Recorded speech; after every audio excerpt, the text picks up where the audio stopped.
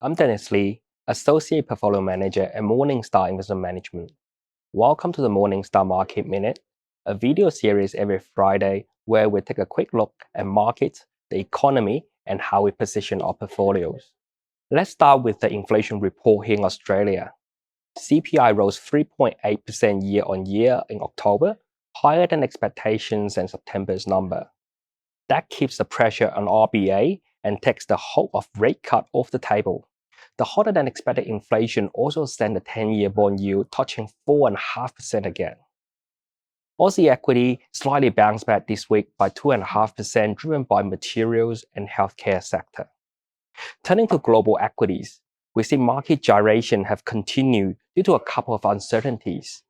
The first uncertainty is whether the Federal Reserve will deliver a rate cut at its final meeting this year. According to CME FedWatch, the probability was roughly 50-50 last week, but after some dovish comment from the Federal Reserve, markets are now pricing in over 80% chance of a December cut. The US stock market has since recouped half of the losses that occurred in November, and bond yields are now coming down. The second uncertainty is around tech valuation. Nvidia delivered another solid result. However, the share price has fallen as much as 12% this week after the initial post-earning pop.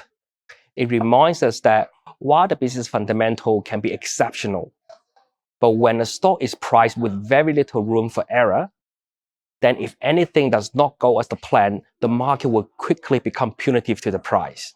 Another worth mentioning is concentration risk.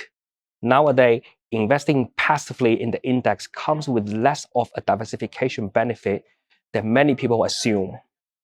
Top 10 companies now account for more than 40% of the total market cap in the US, and many of them, the returns are also highly correlated. The problem with high concentration is that if one or more of these names get stumbled, the overall index can experience a painful drawdown.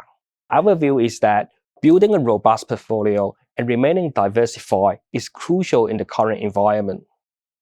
For our portfolio, currently we're finding more attractive valuation in the defensive sectors, such as selected names in consumer staples and healthcare. You can find out more in our Morningstar 2026 Global Outlook Report, which is now available. Thanks for watching Morningstar Market Minute, and see you next Friday. Any advice in this video is general advice prepared by Morningstar without reference to your objectives, financial situation, or needs. You should consider the advice in light of these matters and any relevant product disclosure statement before making any decision to invest.